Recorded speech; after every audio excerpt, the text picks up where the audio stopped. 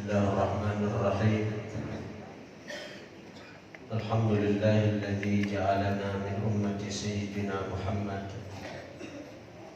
Asyhadu an la ilaha illallahul wahidul ahad alladzi lam yalid wa lam yulad wa lam yakul lahu kufuwan ahad. Asyhadu an la ilaha Asyhadu anna sayyidana Muhammadan abduhu wa rasuluhul mumajjad. Allahumma salli wa sallim ala sayyidina Muhammad wa ala alihi wa sahbihi wa man tabi'ahum bi ihsan ila akhiril abad.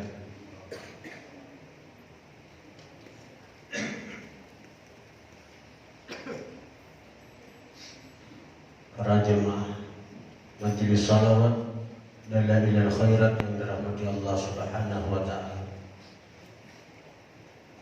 adalah satu anugerah yang besar pada kita dari Allah, bahwa mulut kita yang penuh dosa ini diizinkan oleh Allah untuk bersalawat kepada kekasihnya Muhammad sallallahu alaihi wasallam. Karena hanya mulut orang-orang yang dicintai Allah yang dipilihnya untuk menjadi kenyataan dari pujian Allah untuk kekasihnya Muhammad sallallahu alaihi wasallam. Hadirin hadirat yang dirahmati Allah Subhanahu wa ta'ala, Rasulullah sallallahu alaihi wasallam adalah makhluk yang sempurna yang dicipta oleh Allah Subhanahu wa ta'ala. Dalam kitab Ihya Ulumuddin, Al-Imam Al-Ghazali mengatakan, laisa fil imkan abda mim makan. Tidak ada di alam semesta ini yang terlebih indah dari apa yang sudah ada. Maksudnya apa? Sesuatu yang sudah ada itu Sayyiduna Muhammad sallallahu alaihi wasallam. Sehingga dikatakan oleh para ulama, termasuk kesempurnaan iman, bahwasanya kita wajib mengiktikadkan bahwa apapun yang ada pada Rasulullah itulah yang paling sempurna. Apapun yang ada pada Rasulullah itu adalah yang paling sempurna yang ada di alam semesta. Seandainya menurut ilmu Allah ada sesuatu yang lebih sempurna, maka itu pasti akan Allah letakkan pada wujud baginda Nabi sallallahu alaihi wasallam. Bentuk kepala bagaimana yang paling sempurna? Misalnya bentuk kepala Rasulullah. Bentuk tangan yang paling sempurna, bentuk tangannya Rasulullah. Bentuk bagaimana, bentuk kaki bagaimana yang paling sempurna, bentuk kakinya Rasulullah. Zahir batin Rasulullah adalah satu contoh kesempurnaan yang Allah ciptakan. Hadirin hadirat yang dirahmati Allah Subhanahu wa ta'ala, kita sebagai orang awam tentu kada akan bisa membayangkan bagaimana kesempurnaannya Rasulullah. Jangankan kita manusia biasa, bahkan Sayyidina Abu Bakar Siddiq pun tidak bisa mensifatkan kesempurnaan Rasulullah sallallahu alaihi wasallam. Uwais Al-Qarani radhiyallahu anhu mengatakan, "Ma ra'a ashabu Muhammadin Muhammadan illa dhillah." Tidak melihat sahabat Muhammad akan Muhammad kecuali bayangannya saja, kecuali bayangnya saja, bukan wujud asli daripada Rasulullah sallallahu alaihi wasallam. Hadirin hadirat yang dirahmati Allah.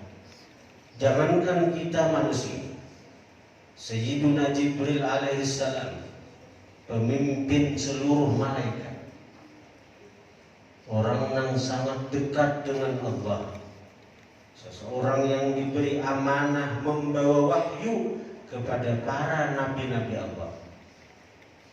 Beliau dalam satu kesempatan, sebagaimana disebutkan dalam kitab An-Nafahatul Aqdasiyah Syarah Shalawat Idrisiyah, dikatakan bahwa Rasulullah pernah bertanya.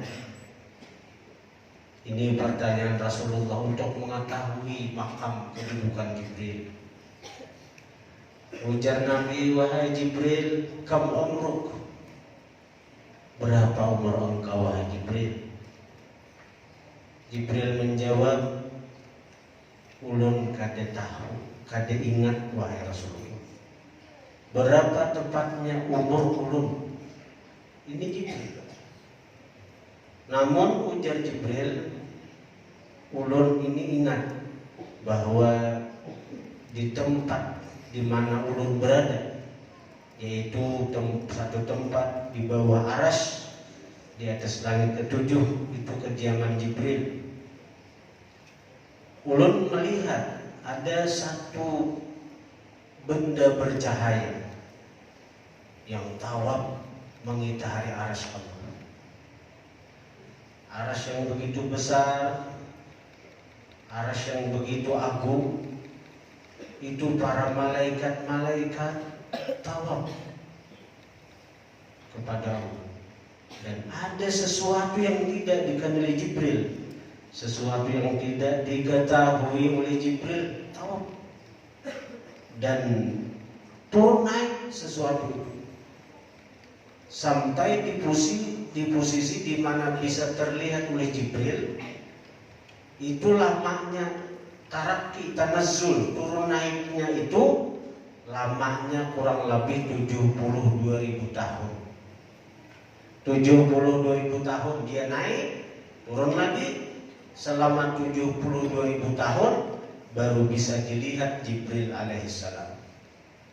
Jadi Jibril itu hanya melihat benda bercahaya itu 72.000 tahun sekali.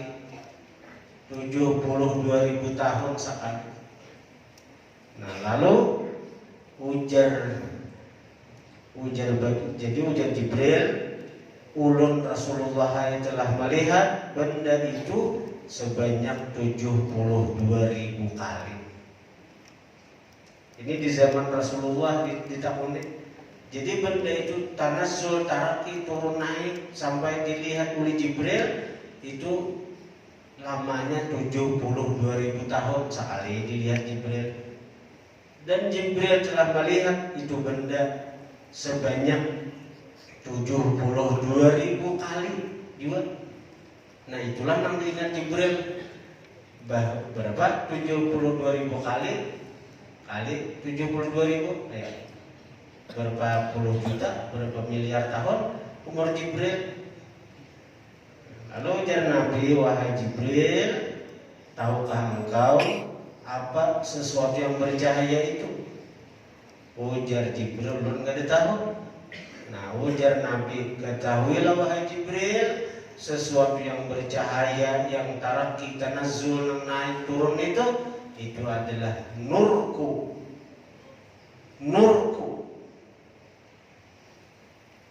yang tawaf di hadrat Allah Subhanahu wa ta'ala. Nurku, hakikatku, cahayaku sebelum dizahirkan oleh Allah Subhanahu wa ta'ala. Itu kebesaran Rasulullah. Jibril kada tahu hakikatnya Rasulullah. Sampai nang benda bercahaya yang dilihat Jibril aja, ada pinandu Jibril bahwa itu ternyata adalah nurnya Rasulullah Sallallahu Alaihi Wasallam. Hakikatnya Rasulullah. Ada tahu kita apa yang terjadi selama 72.000 tahun kita. Jadi untung kita menjadi bagian daripada umat Rasulullah. Hadirin hadirat yang dirahmati Allah, Rasulullah itu ada dua sisi. Rasulullah itu mempunyai dua sisi. Jadi sisi basyariah, disinilah kita disuruh maumpati sidik. Ada juga sisi khususiah, keistimewaan yang hanya ada pada Rasulullah. Dan di sini kita kata kawan. Rasulullah itu disuruh, laqad kana lakum fi Rasulillah uswatun hasanah. Sungguh ada pada Rasulullah itu ikutan yang baik. Apakah semua yang ada pada Rasulullah mesti kita ikuti? Ada kawan. Sisi mana Rasulullah yang bisa kita ikuti? Sisi basyariah sidin, sisi kemanusiaan sidin. Kayak apa Rasulullah itu makan, di situ nang diumpati. Kayak apa Rasulullah guring, di situ nang diumpati. Kayak apa Rasulullah itu bergaul, di situ nang diumpati. Itu basyariah sidin.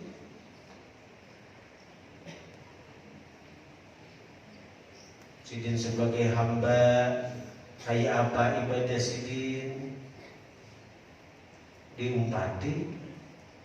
Karena setiap kali kita mau umpati gawian Rasulullah, walaupun itu modelnya model adat kebiasaan aja, kayak Rasulullah makan sama orang awam tuh adat kebiasaan, jadi adat bagi kita orang awam. Tapi bila kita mau umpati Rasulullah, adat kebiasaan itu jadi ibadah. Makan itu ada, tapi niatakan mau umpati Rasulullah jadi ibadat. Bahkan setiap sunnah yang kita amalkan itu akan mendatangkan mahabbah Allah, cinta Allah kepada kita, dan ampunan Allah bagi dosa-dosa kita. Dan setiap sunnah yang kita amalkan itu mengandung nur, mengandung cahaya. Dan cahaya itu akan mendekatkan kita kepada Rasulullah, mendekatkan kita kepada Allah Subhanahu wa ta'ala. Hadirin hadirat yang dirahmati Allah, kayak sidin contoh keluar pada rumah, sidin mendahulukan betis kiri bila keluar pada rumah. Kita umpati itu, maka itu akan mendatangkan cinta Allah kepada kita. Maka selama di luar rumah itu kita ada penjagaan dari orang yang mencintai kita, yaitu Allah.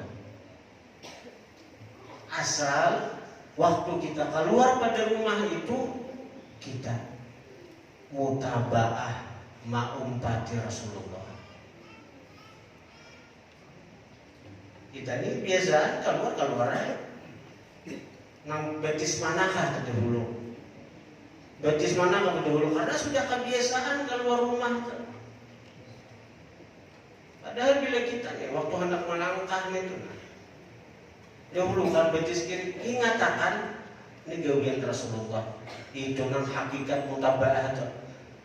Ma hakikatul mutabaah ya Rasulullah? Apa nang sebujur-bujur mutabaah? Ujar Nabi, ru'yatul matbu' fi kulli syai'. Melihat orang yang diumpati pada setiap sesuatu, melihat dengan mata hati, melihat dengan mata batin. Melihat dengan mata hati. Bila kita mutaba'ah lawan Nabi, maka kita hati kita melihat ini gawian Nabi, itu nang bujur-bujur mutaba'ah. Ada dia lagi istilah adat kebiasaan, kan ada lagi.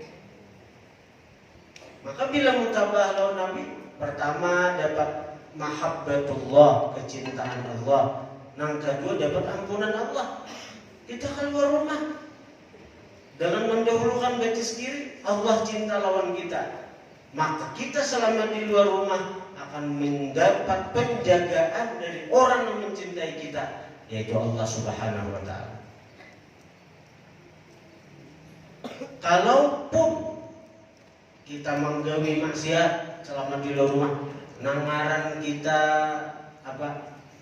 punya nafsu, nangaran kita manusia, nafsu Allah melihat habang hijau lalu maksiatnya, menggawi maksiat di luar rumah. Ada janji Allah kepada orang yang dicintainya tadi. Apa janji Allah? Wa yaghfir lakum dzunubakum. Qul in kuntum tuhibbunallah fattabi'uni yuhibbukumullah wa yaghfir lakum dzunubakum. Allah ampuni dosa-dosa kalian. Jadi orang-orang yang dicintai Allah itu bukan orang yang kada akan maksiat. Itu orang-orang para nabi aja itu. Orang yang dicintai Allah tadi kada jagaran menggawi dosa, bukan itu.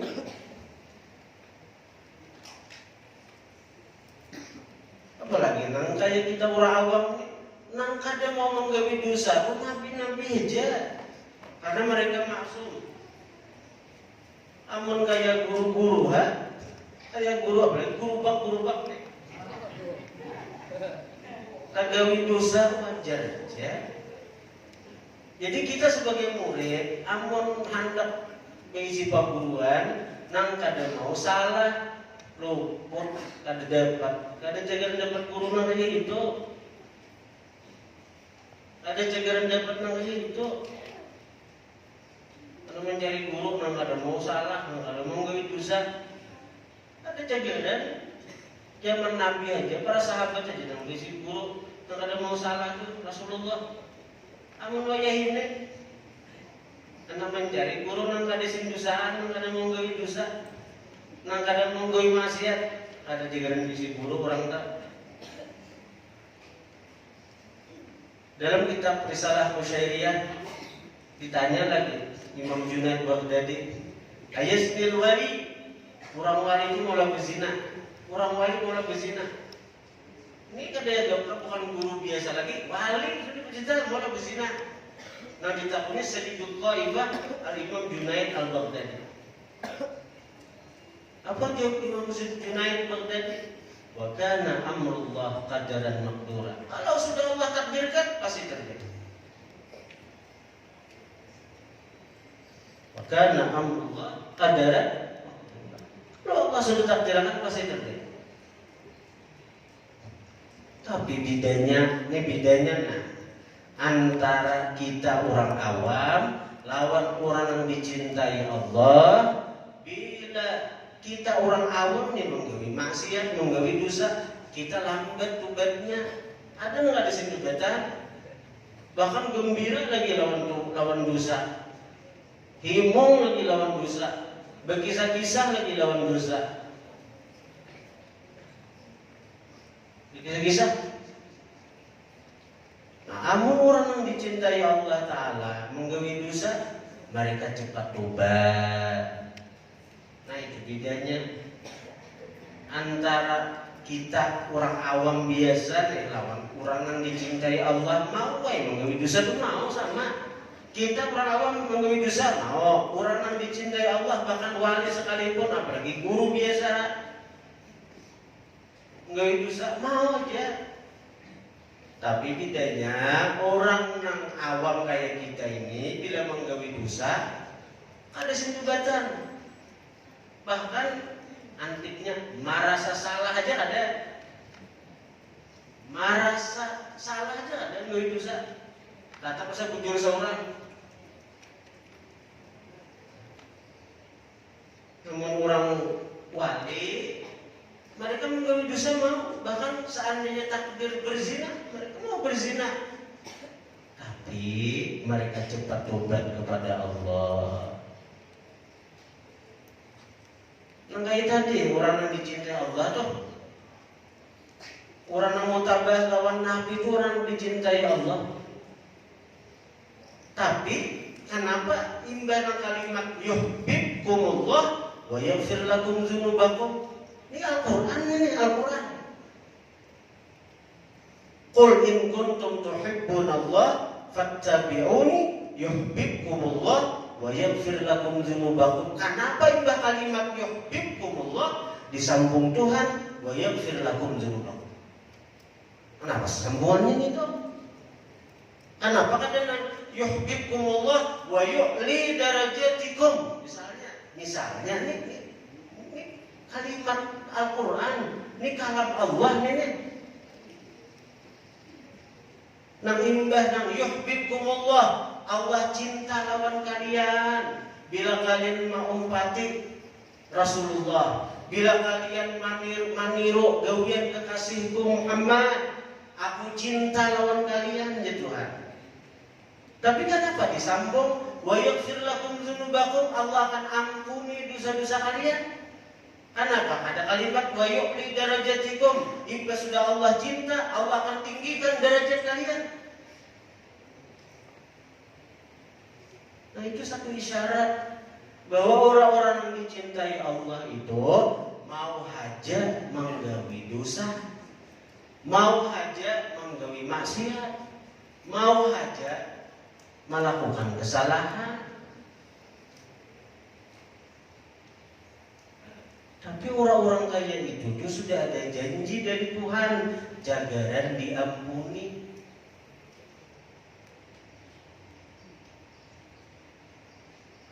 Kadang-kadang kita manusia ini lebih dari Allah, bertindak melebihi Allah. Allah Ta'ala tuh nang kaya apa aja dosa kita, nang kaya apa aja kesalahan kita, nang kaya apa aja maksiat kita. Selama roh ini belum sampai ke tenggurukan, tobat ya, menyesal ya, Allah ampuni.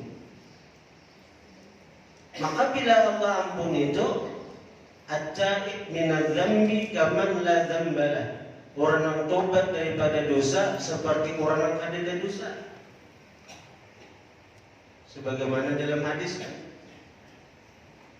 kita nih kadang-kadang bersikap, bertindak seakan-akan melebihi Allah.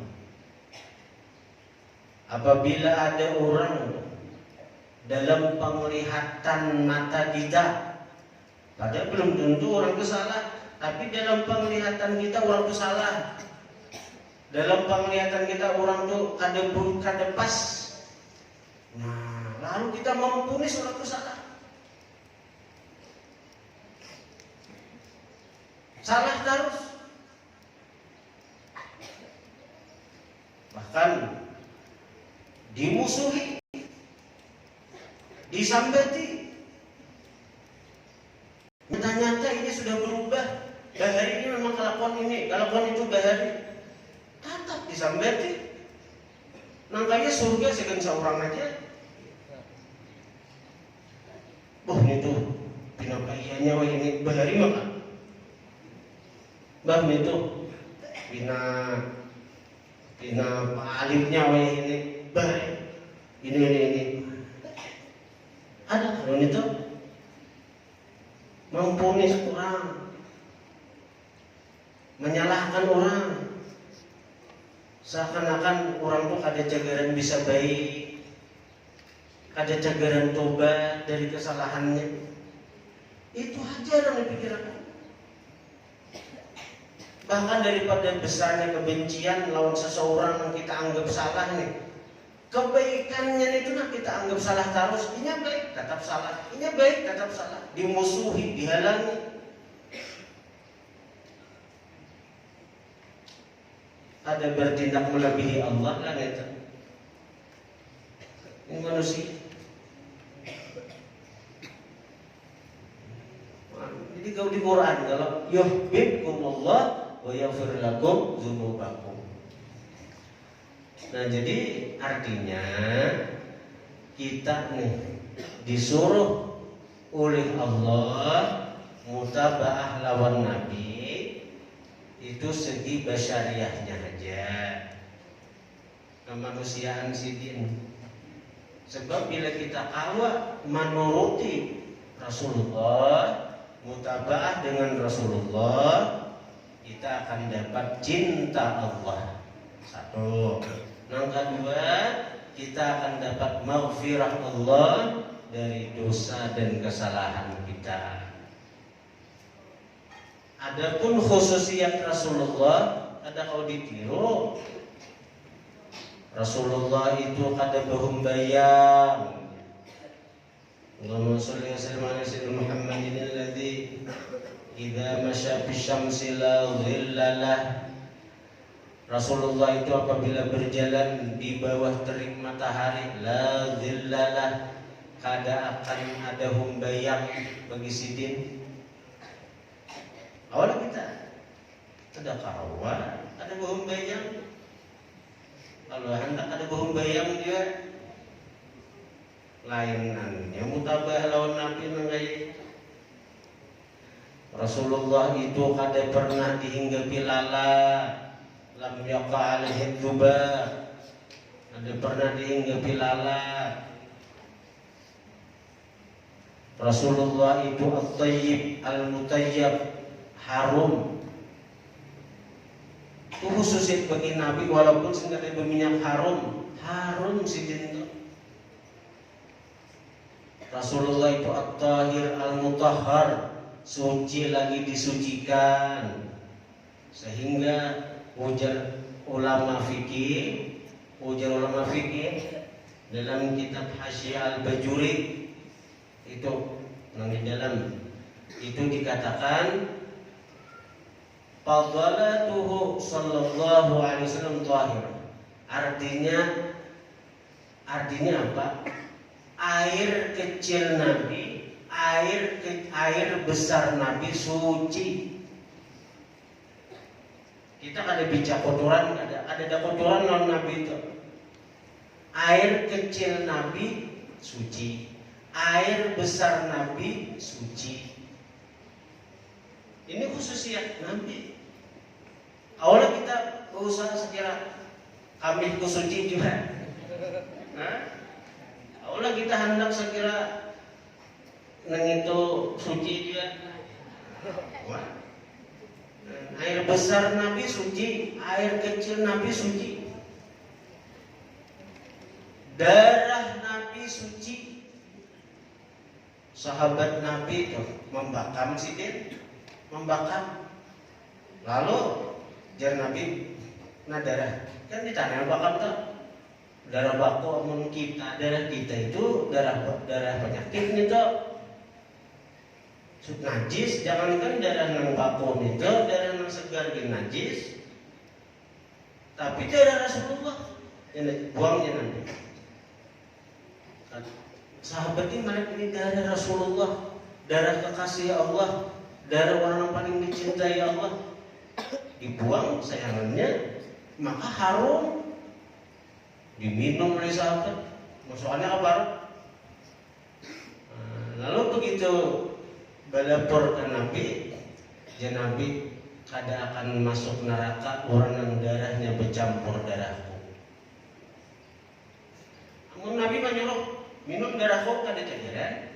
Tinggal siapa yang terbuka hijab mengetahui kebesaran dan kemuliaan sidin. Itu untuk. Amun sana di hati sahabat nih menganggap Nabi itu kayak biasa aja, kayak manusia biasa, kayak guru biasa. Ya darah kayak kita aja juga buang. Ini rugi, ini rugi. Pun menganggap biasa, kayak darah kita aja, kayak darah orang-orang biasa aja, jadi buang aja juga. Dia sudah dibuang-buang. Berarti kita hijab kadang melihat kekhususiatan baginda Nabi. Iya no. Tapi ini sahabat terbuka mata hatinya, terbuka hijab, sehingga melihat khususiat baginda Nabi. lalu darah itu diminumnya, dan dia mendapat kemuliaan, mendapat anugerah. Haram neraka membakar tubuhnya. Kenapa? Karena darahnya bercampur dengan darahnya Rasulullah. Nah, kayak kami, Nabi tengah malam lah kami buat kebutuhan, buangnya Nabi. Oleh sahabat, bukan dibuang ke tempat biasa, dibuangnya ke dalam barok. Dibuangnya ke dalam barok. Ini tempat yang paling aman sudah dalam baroknya. Masuk ke rumah, sudah dibuangnya Nabi. Kata Rasulullah, ulang minum. Karena air kecil Nabi itu harum. Kada tenang kayak kita hancing. Mari tadi anak muntah saja. Kita seorang aja anak muntah, mun seorang kok. Ini amin Nabi harum diminumnya. Ini melihat khususiat Nabi. Lalu ujar Nabi, ikam kadakan sakit parut lagi salawasan. Nang kayak apa aja, berangkat berat nang kayak apa aja, ada mau sakit parut sampai meninggal. Ada yang sakit parut sahabat karena minum air kecil Nabi. Coba kita minum ya. Pada sakit parut umuran. Air besar Nabi hendak dicari oleh sahabat. Jadi waktu Nabi ke dalam kamar kecil, ada namanya ini. Begitu Nabi masuk ke kamar kecil itu sampai hingga kaciuman bau harum yang luar biasa. Keluar dari wisi itu harum yang luar biasa karena Nabi ada di dalamnya. Ini anak mengetahui ini enak kalau ada apa di depan. Begitu Nabi keluar, Nabi melihat sahabat situ. Ujar Nabi, ikam terdahulu bumi mengambil sesuatu yang keluar daripada api. Yaitu salawat Allahumma shalli wa sallim ala sayyidina Muhammadin manil ardu tabtali ma yakhruju minhu. Bumi itu menelan apa yang keluar daripada Nabi. Setiap Nabi itu buang air besar, bumi ini membelah diri. Dia bersiap menerima untuk dapat keberkahan dari apa yang keluar daripada Rasulullah. Seandainya ada sesuatu itu ada di telan bumi, ada, itu suci. Karena pada diri Nabi itu ada yang najisnya, ada yang kotornya. Nah, sisi khususiat ini bukan ranah kita untuk mutabaah lah. Sisi khususiat Nabi ini bukan ranah kita untuk diikuti, untuk kita mengikuti khususiat Nabi. Nang siapa aja, ini guru besar misalnya, ambil berkah kami kok minum, aduh mahal lah haram. Jangan ditiru Pak Guru kayak gitu. Nah, ini Pak kami ambil berkah, minum kami kok berkah. Bustan itu. Guru siapa kamu nyuruh? Najis, syariat lebih di atas daripada perintah. Syariat mengatakan air kecil, air besar itu najis. Lalu ada si guru, dia yang bisa tarabang gurunya. Di guru yang bisa tarabang nih, minum kami kok, kamu yang bisa tarabang. Ustaz Izidin tidak. Istidrat, anjuran kalau terjadi haram, hukumnya haram. Tapi Rasulullah lain, Rasulullah itu khususiat bagi Rasulullah, keistimewaan bagi Rasulullah. Nah, jadi banyak kalau kita hendak membicarakan tentang Rasulullah itu tentang di sisi mana yang kita mutabah, itu hanya masalah kita contohkan yang keluar dari rumah. Nah, kayaknya bila kita masuk rumah dolongan betis kanan, bila masuk rumah itu, apa tadi? Allah cintai Maka selama dalam rumah itu Allah akan menjaga orang yang dicintainya. Menjaga apa? Menjaga rezekinya. Karena yang di dalam rumah ini orang-orang yang dicintai. Yang dalam rumah ini orang-orang yang disayangi Allah. Rezekinya nyaman, kerukunan rumah tangga pun terjaga. Perkara ada benturan-benturan sedikit wajar, itu bumbu-bumbu dalam berumah tangga. Untuk melatih kesabaran laki, melatih kesabaran bini. Tapi intinya kalau seseorang itu dia mutabaah lawan Nabi, mengikuti Nabi dengan sesuatu yang Nabi itu bisa diikuti, itu akan tercipta kayaknya ujar Nabi, baiti jannati, rumahku laksana surga bagiku. Nyaman aja nih tuh bila Anda setiap masuk rumah beri salam. Sunnah Nabi ini sunnah Nabi Munto. Assalamualaikum bila ada orangnya. Bila ada orangnya atau orangnya jauh kada mendengar dan diberi salam mesti baku ciak.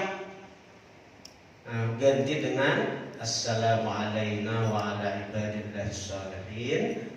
Assalamualaikum ayyuhan nabi wa rahmatullahi wabarakatuh. Hadirkan Rasulullah dulu. Assalamualaikum, salam atas pian ayyuhan nabi wahai nabi. Itu bila masuk rumah. Jadi bila orangnya ada Assalamualaikum itu ganti dengan Assalamualaikum wa ala ibadillahis shalihin. Baca Assalamualaikum ayyuhan nabi wa rahmatullahi wabarakatuh. Masuk rumah, batis kanan sambil dipandang, ini gawian Rasulullah, ini gawian Rasulullah. Kemudian baca Qul huwallahu ahad sebagaimana anjuran Rasulullah. Siapa membaca Qul huwallahu ahad setiap masuk rumah, itu tajlibul ghina, menarik kesugihan, harta, rezeki datangan ke rumah tuh. Orang aslinya matahari kena. Asal rutin sejak masuk rumah baca Qul huwallahu ahad, itu akan menarik kesugihan kepada penghuni rumah itu. Itu dari Nabi, sunnah Nabi, ajaran Nabi. Bila disambung dengan ayat kursi, maka itu akan mendatangkan ketentraman kepada penghuni rumah. Kedamaian, ketentraman, kebahagiaan. Itu bila orang tuh mengamalkan itu dubolnya dapat. Bila mengamalkan Qul huwallah sugih jagaran. Bila mengamalkan ayat kursi, ketentraman, kebahagiaan akan didapatkan.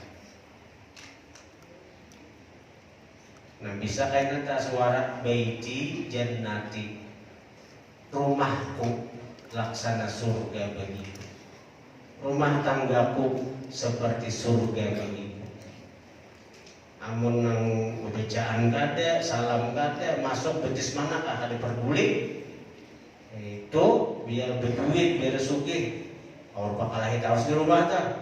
Itu baiti nari. Rumahku seperti neraka bagiku.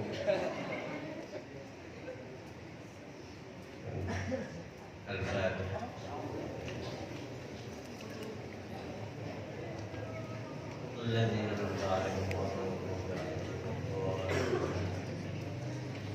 Para jemaah sekalian dan para santri, jangan gulingkan dulu,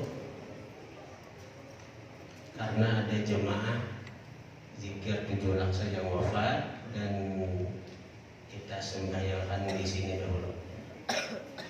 Bagi jemaah ini anak melayat, dipersilakan seberang majelis ini, seberang sungai. Jadi seberang sungai rumah melayatnya. Tapi jalan jembatan, jalan sungai. Jadi santri jangan bulikan, para jemaah diharap jangan bulikan dulu juga, kecuali anak melayat ke seberang. Kita menghadang jenazahnya datang. Faya yarjuna minhu syafa'atan sallallahu